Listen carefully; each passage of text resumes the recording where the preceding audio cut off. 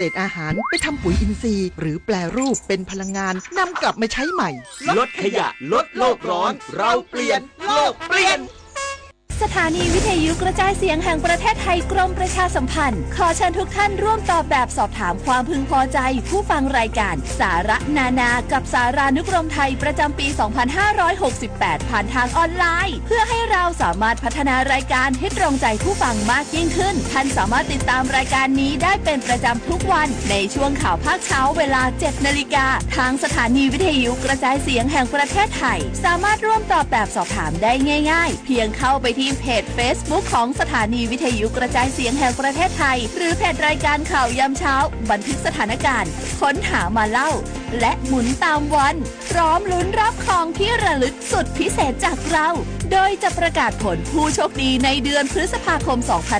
2568 อย่าพลาดโอกาสดีๆแบบนี้นะคะมาร่วมกันพัฒนารายการที่ดีเพื่อคุณและสังคมไปด้วยกันกับสถานีวิทยุกระจายเสียงแห่งประเทศไทยกระทรวงคมนาคมเตรียมพร้อมอำนวยความสะดวกด้านการบินรองรับเที่ยวบินจากจีนสู่ไทยช่วงเทศกาลตรุษจีนนี้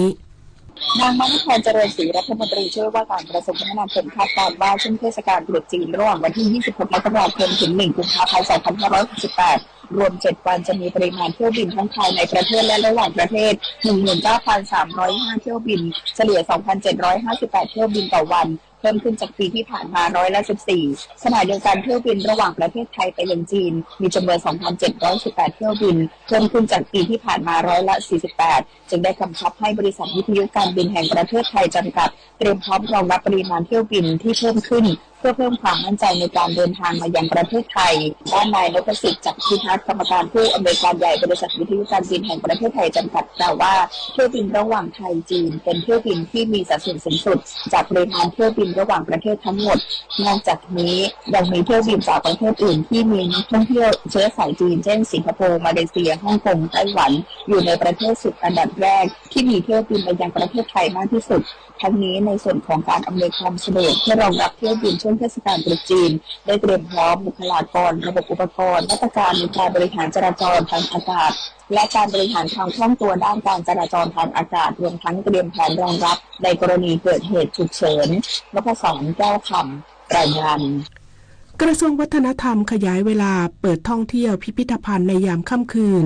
ส่งเสริมการท่องเที่ยววัฒนธรรมสร้างรายได้สู่ชุมชน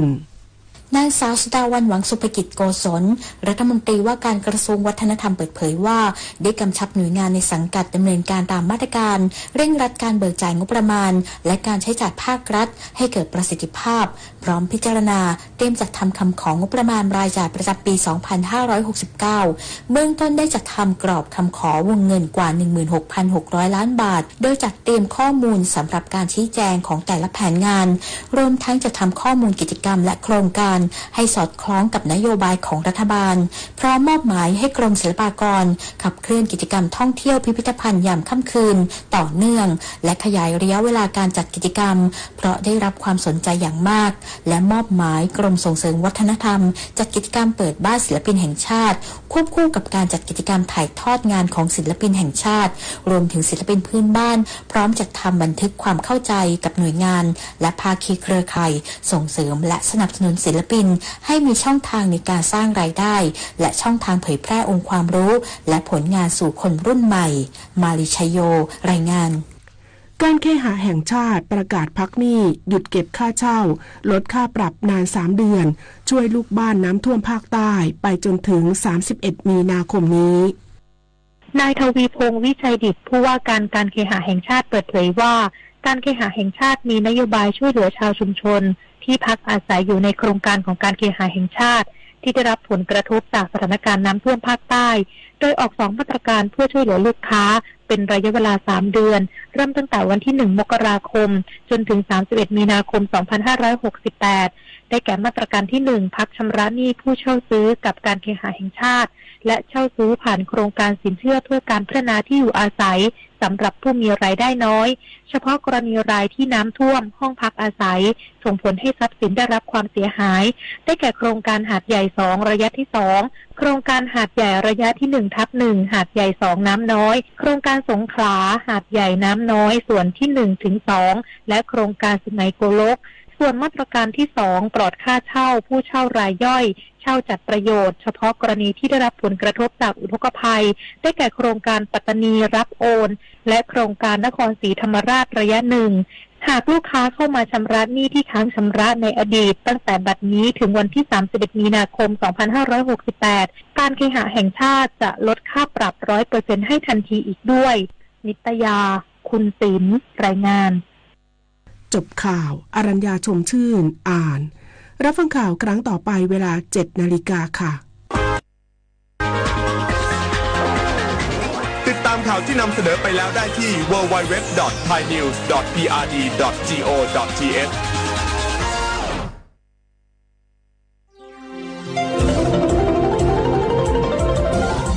วิทยุแห่งประเทศไทยให้ความรู้คู่ความสุข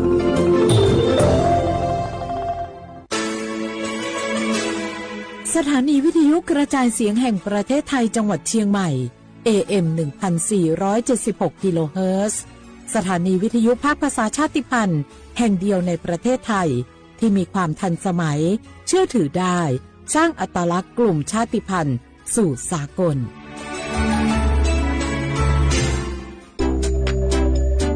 อยากใช้สิทธิ์30 บาทรักษาทุกที่ที่คลินิกทันตกรรมเพียงสังเกตโลโก้30 บาทรักษาทุกที่ก็สามารถรับบริการอุดฟันถอนฟันขูดหินปูนเคลือบหลุมร่องฟันเคลือบฟูออไรด์ไม่เสียค่าใช้จ่ายใช้แค่บัตรประชาชนไม่ต้องรอคิวนานสอบถามข้อมูลเพิ่มเติมโทรสายด่วนสปสช1330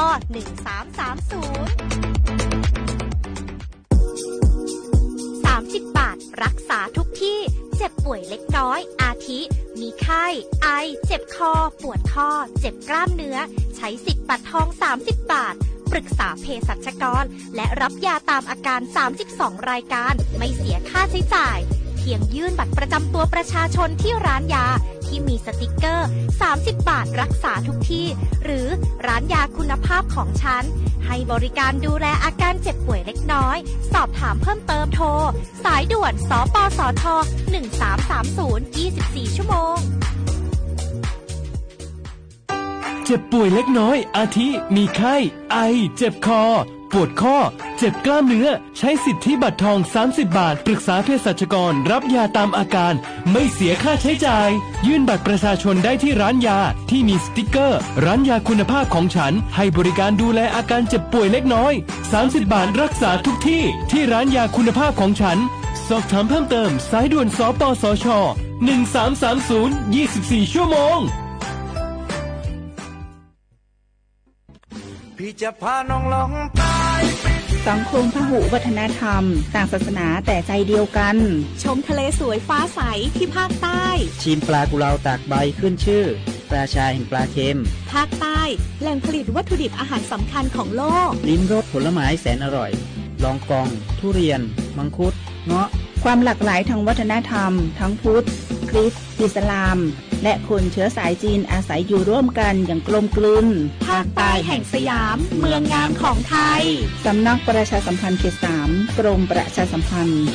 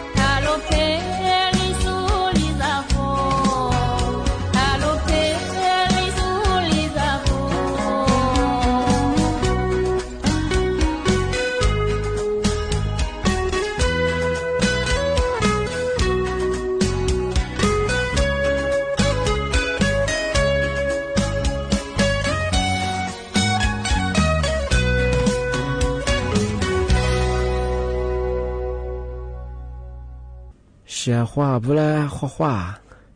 你呢触摸画你寂寞，啊我历史我多次的画不了啊，啊我写画不他วิทยุ画你那那加速，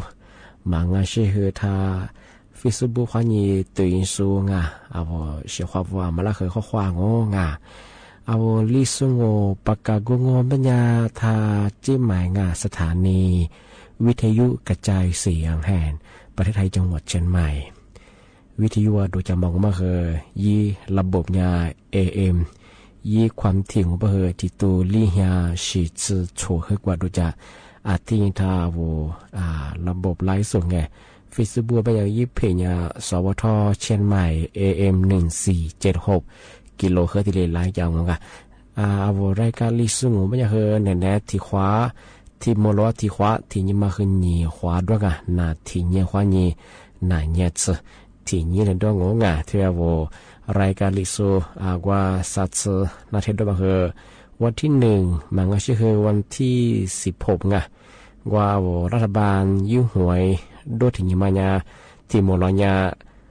นี่มุขวานี่มุกเกิดซาสัตว์สนับสนุนดวงงาที่มาเคยแต่มาสุดจริงใช่ชักว่าง่ายที่ยาวเชื่อเขาถ้าปีว่าเอาฟีบูว่านี่ตัวจังอ๋อเป็นยังไงปีว่าเอาสุดแพ้เอาเชื่อว่าวูงาเอาอากูจีนี่จะนี่มาอาโซเวปาระเหงยาละเหนี่เกิดงากูไลกูเช็คที่กระถั่วเหกูหลานนั่นละแบ่งให้ช่วยงาเอารายการลิซูยี่เวลาจามเหนี่สักว่าจามที่กระถั่วจะมาเสมันจะเอารายการลิสุงความมันจะมันดูไปทีเดีเบจะสู้ด้วยช่องเดี๋ยวนั่นแหละดิ่งช่องเอาสุดๆแพ้ว่าช่องว่าไงเอาทีเดียวกดไลค์กดแชร์นี่เกิดช่องคือซ้ำโม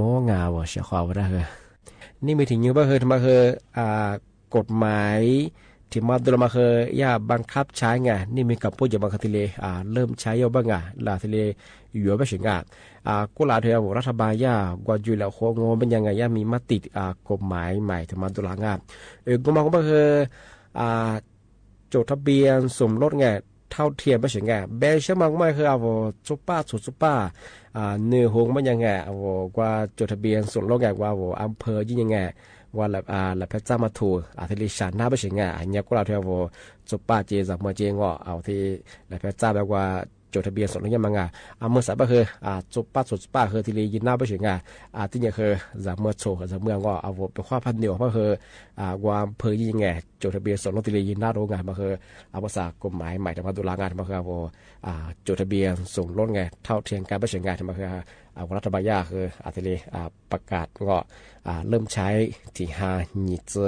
สารนี่กับพวกเจ้าที่ลีเยอะไปถึงมาที่กระตัวมาตัวสู้มาสู้ตัวงานมาแต่ถึงมาปีมากที่สุดที่เช้าวันชักร่างที่นี่ว่าอีสิทธิ์ว่าแจ้งเตือนจะมานั่นแหละมันหนังที่ลีแต่ปีมากแต่ว่าแจ้งเตือนถ้าถึงกระตัวมาสู้ตัวมาสู้จะไม่ดีไปกันแต่ว่าที่จื้อมือดูมือสองไม่เท่าวัดสมมุติเป็นมาหน้าวัดรัฐบาลผู้บ่า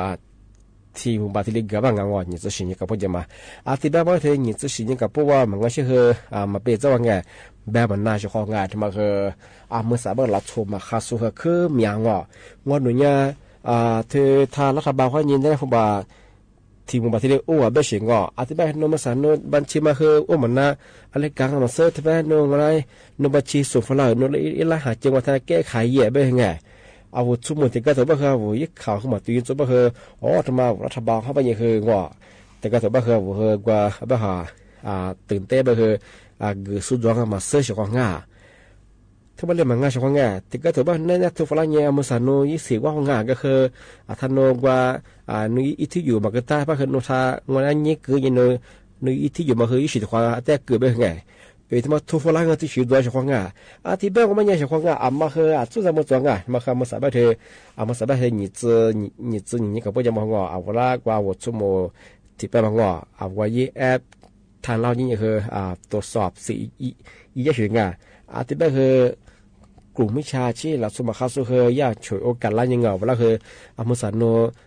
ปัญหาจอบเป็นยังไงเวลาเฮยิลิสุเวลายังยิดอยู่จะมางออันนี้เป็นกระโดดเฮยิดอยู่เป็นเฮจบัญชีเขาแบบฟิเลียมาจวงอ่ะอาทิตย์เป็นยังช่วยงานมาเฮแต่คนเลยปีมาจวงอ่ะมาเฮงอ่ะปีข้าวที่ชีพระจีจงเป็นยังไงมาเฮจามต้างานมาเฮเนี่ยเอากระทรวงการคลังมันก็ชื่อเฮรัฐบาลเขานี่มางานมาเฮลาโชมาคาสุงอ่ะอยากเฮโชว์เอกาที่รัฐบาลจะว่าเกิดจะว่าละเงียบว่าคือที่นี่ถูกฝรั่งเงียบที่กุลีช่วยยังไงมาคือว่าเกิดจะลาเสียงที่นี่เขาข้อมูลความงมาคือลำมาลาวายเยชความจะพามังว่าคือโนยาสิสุฝรั่งวันนี้ที่นี่คือที่จะเป็นวันอาทิตย์ส่วนที่เขาก็จะเป็นงอบัญชีผู้บริหารยิสัตว์จะมาเพียเรียนมาจงที่นี่คือวิข้อมูลแต่ยังสุกเปิดบัญชีไม้มาคือจงมีอะไรน่าเชื่อของอาทิตย์เป็นยังเชื่อของมาคือเนี่ยจู่วัดสุดตาหัวที่ยังจำมรังมาเลสิทุฟลานีรัฐบาลฟุบาที่บางการงอไม่เห็นเนี่ยมาคือทัดจุดังรัฐบาลมาคือเนี่ยส่งตัวละนี่ที่ข้อความสุฟลามาทุฟลามาโจงปีข้อที่สิบปัจจุบันเนี่ยคืออาลีคือเนี่ยลัดโชมาคาสุกลุ่มวิชาชีแก๊งคอสเซนเตอร์มากว่าได้เจ้าของงานมาคือทำมาปีมาแจ้งเตือนช่างงานวัดสมรังที่บ้านมาสาวเชื่อว่าไงมากกว่าที่ขวาเกินนั่งatauมากกว่านั่นนักเนี่ยปกว่าตัวขวาช่วยละขวางเอาเชื่อว่าถ้าวิธีว่าจะส่งเอาวลีตัวนั้นจะแบบคือปีขวาอีชาอีสัญญาที่เกิดมาสอีปัญหาจะแบบคือทุกคนเราเชื่อว่าเชื่อว่าที่เนี่ยว่าเชื่อว่าถ้าไลฟ์สวัสดีสูแบบคือว่าเด็กว่าใจนั้นจะแบบคืออีชาที่เกิดมาสแบบคือ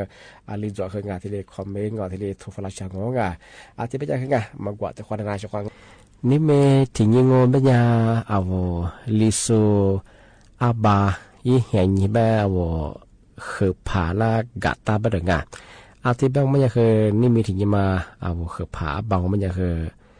ซึ่งยี่ห้ายี่จึงว่ายี่ถึงยังมานี่มีถึงยังงงมันยังคือลูยี่ลูยี่ยี่ขบแบบคือยี่ตัวอย่างโฉดซื้อสิขวาใจยี่ตัวอย่างยี่จึงลิขวาใจที่บ้านยาวไทยบางเป็นยังนี่มีที่ยังบ่คือที่ห้านี่จะเลี้ยงยังอีกคนคือนี่ตัวอย่างโฉดซื้อเหตุคงที่จริงที่ก็บ่คืออีสิคงนี่ตัวอย่างนี่จังหวะ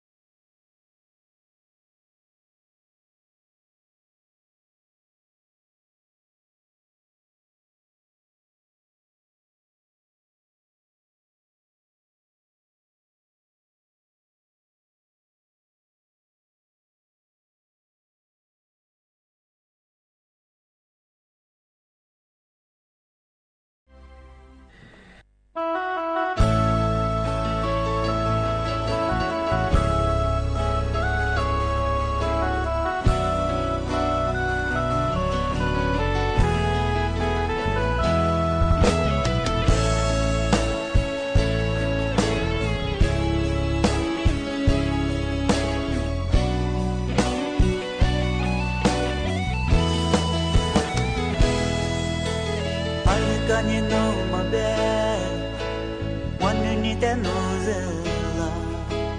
nuni makukwa mwate ziliwa ninyu tia sumwa tiro Mami, do mami, alle vessen hunte fuke balase. Inalo besu nisho, mani ni te nuselo, goni ni te majuji, nuliowa. Ninyu kesu mwa tiro, chome za tiro aleve. Bessen der mille gedase mille ke mada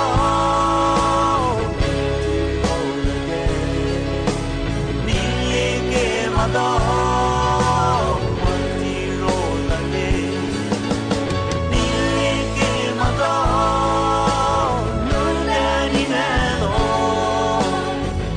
golmani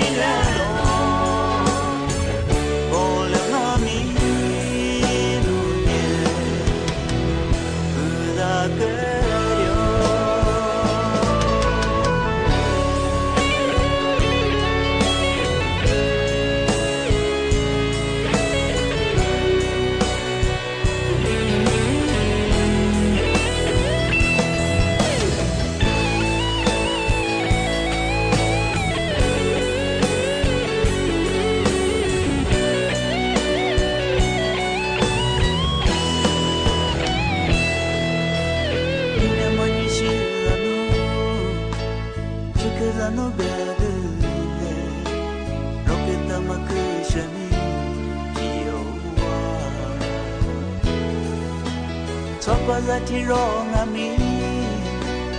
yani jati lalo ale besno te mille gedase mille ke mada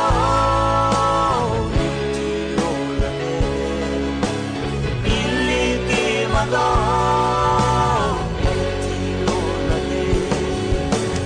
mille ke mada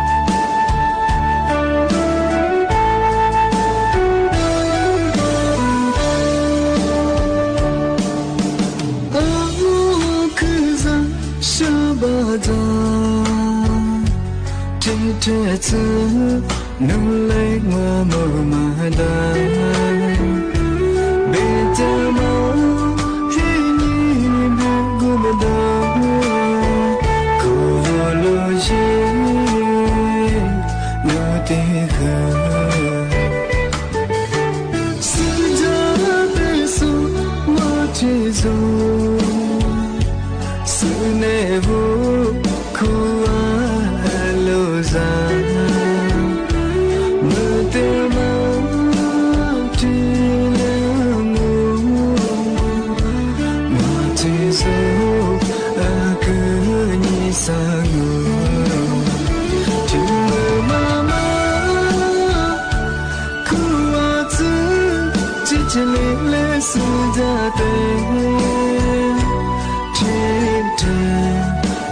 กูดงว่ามาโจกูถึงเบคดิซามือที่มือปีลาจินกูมีบีวาโลที่ยืดจาที่ญาบิจิญาบิสุโล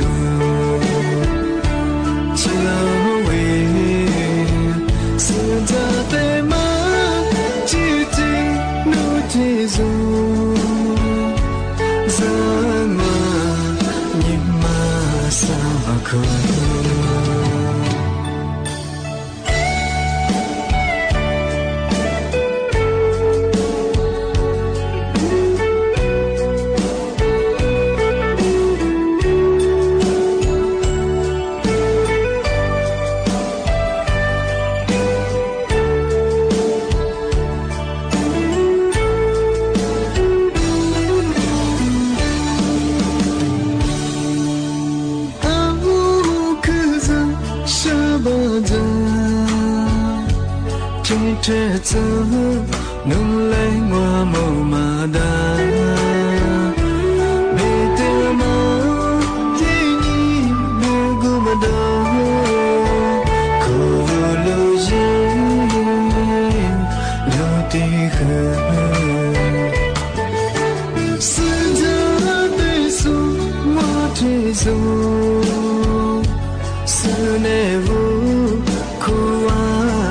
โลซา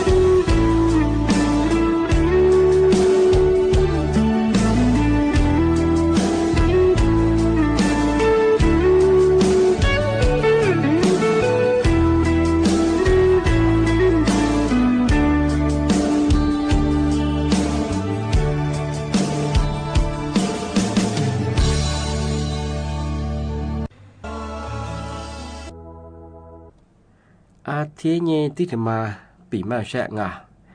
ya ba ngô bây giờ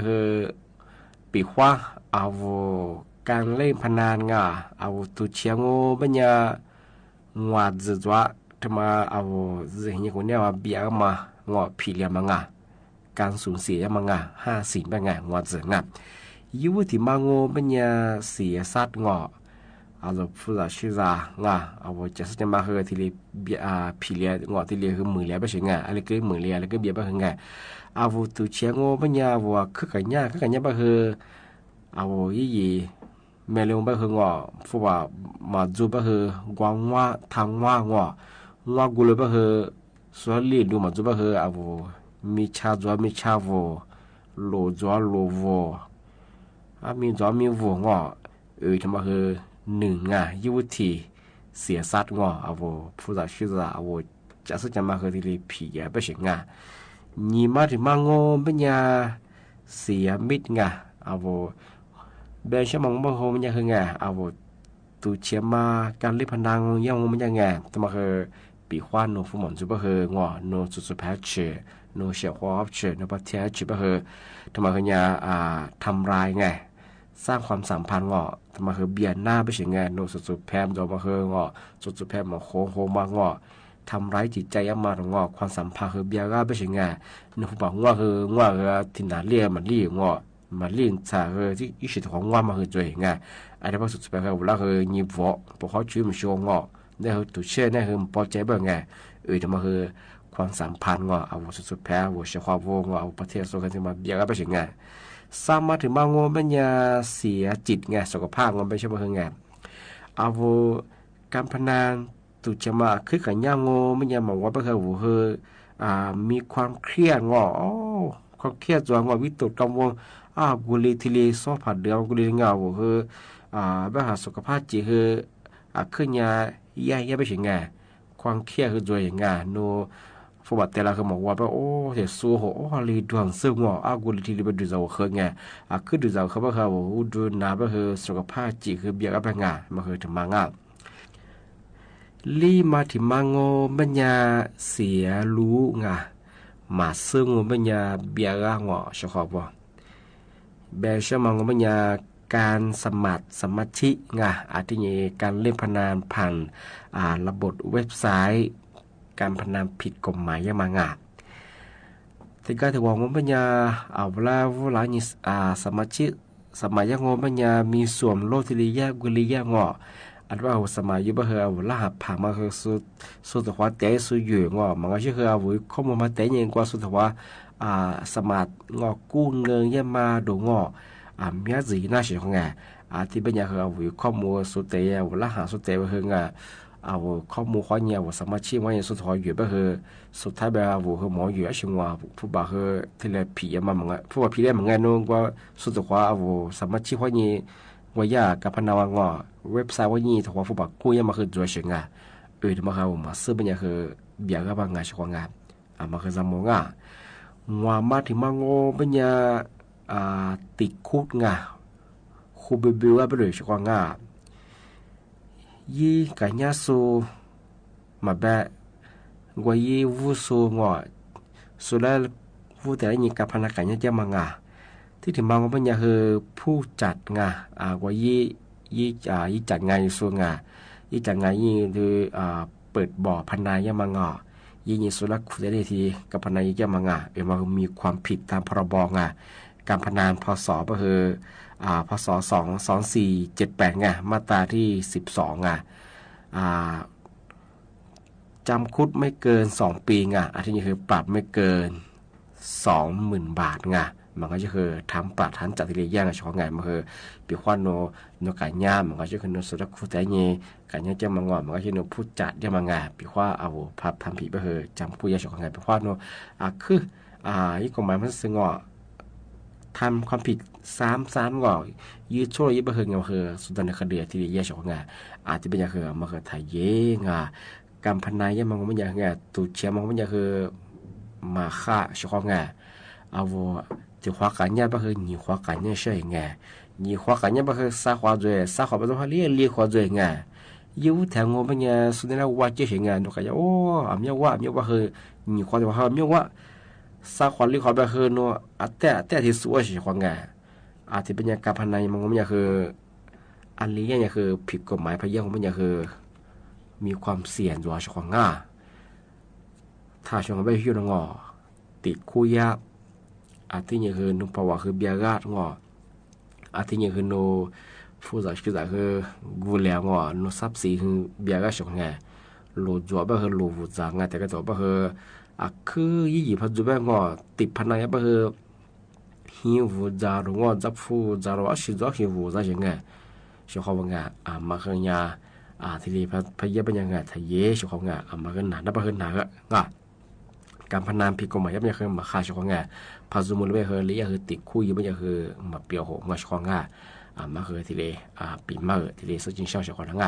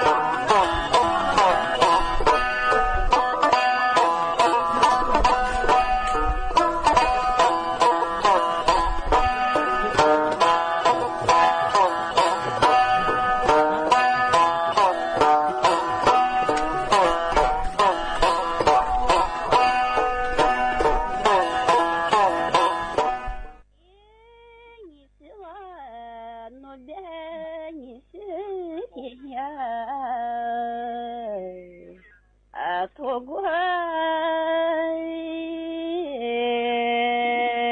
我发誓的过我谢谢你生你我和我撒茄子瓜一多少来花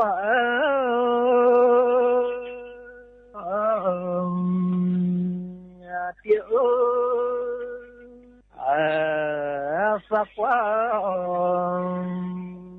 也难忘来绝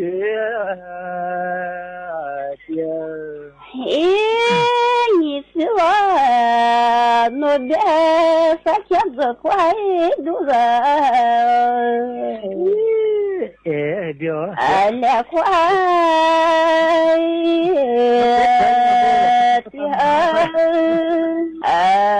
也快多少来个的谢谢你呢你我和子花来个你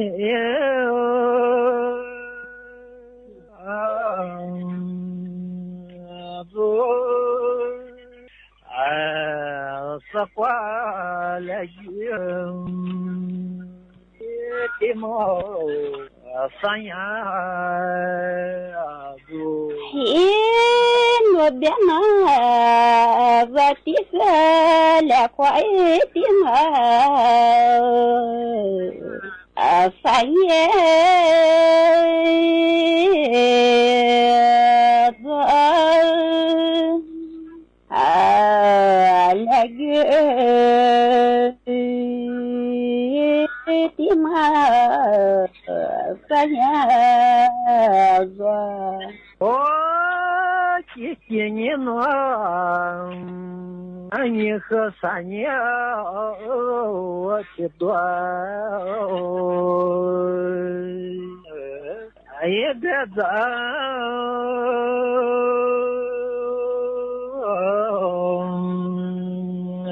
老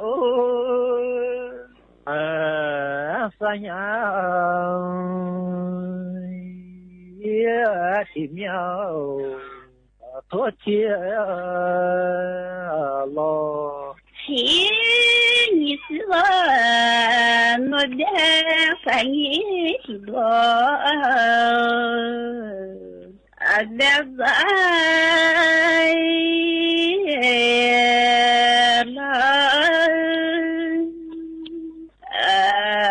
发现前面多点了谢谢你生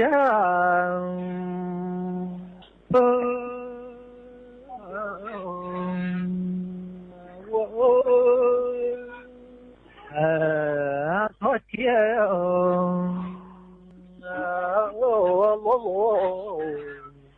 撒花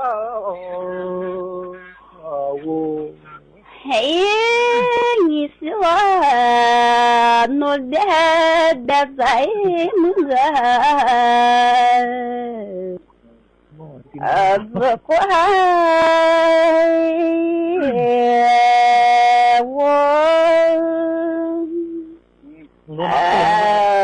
多点路也怪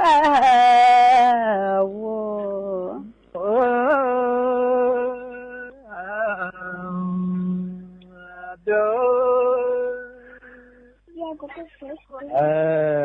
也讲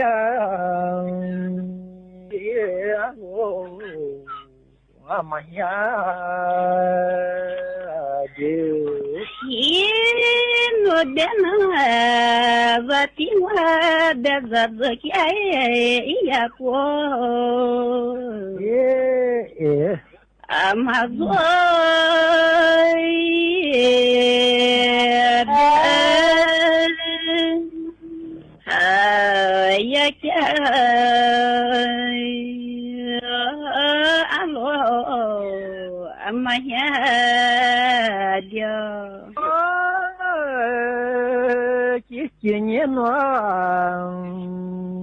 Guamani de chao ya ko alila halu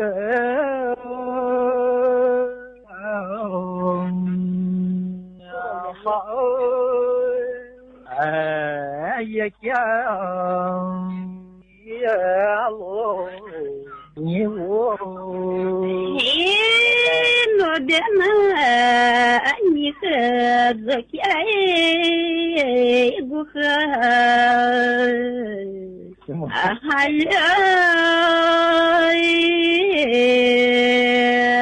la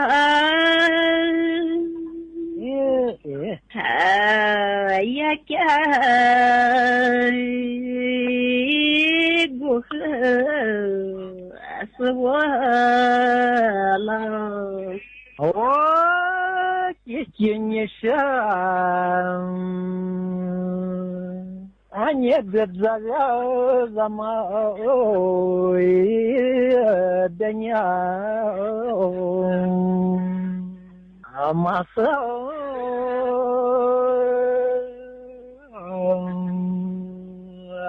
pa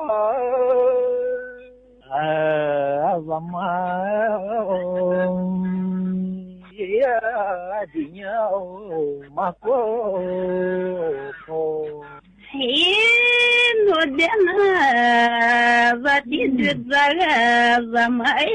denya ai mama so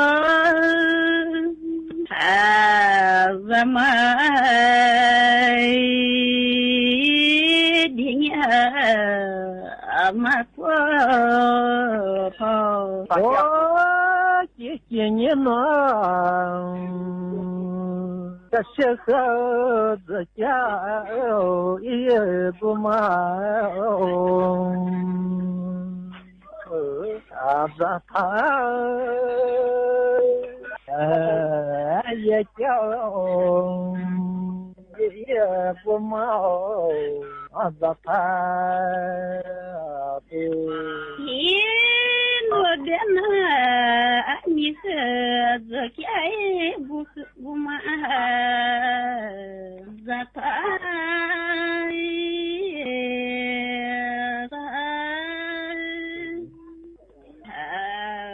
ya kya guma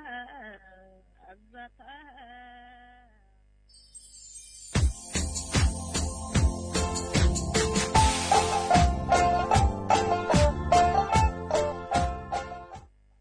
นาฬิกา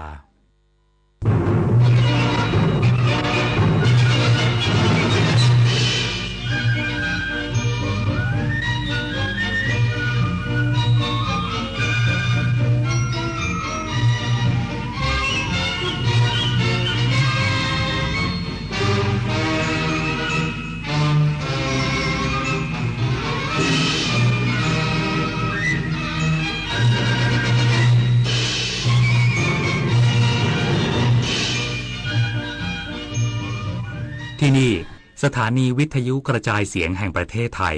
ต่อไปเสนอข่าวซึ่งมีหัวข้อข่าวดังนี้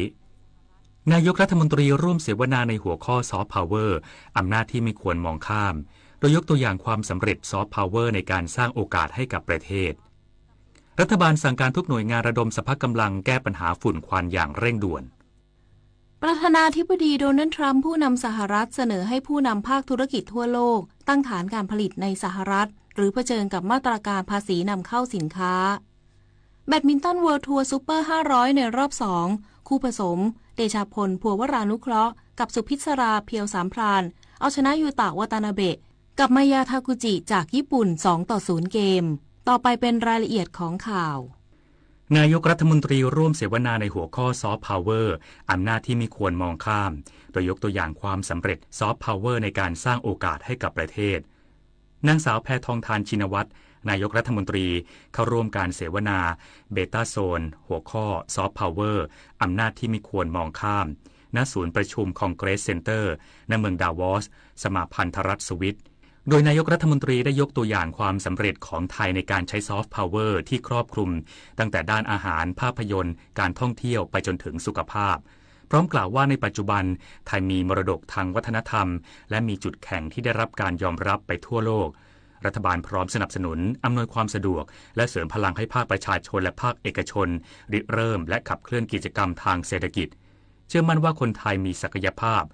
ขณะเดียวกันรัฐบาลมีนโยบาย1ครอบครัว1ซอฟต์พาวเวอร์เปิดโอกาสให้ประชาชนไทยที่มีความสามารถได้มีช่องทางและเครื่องมือในการฝึกฝนพัฒนาทักษะ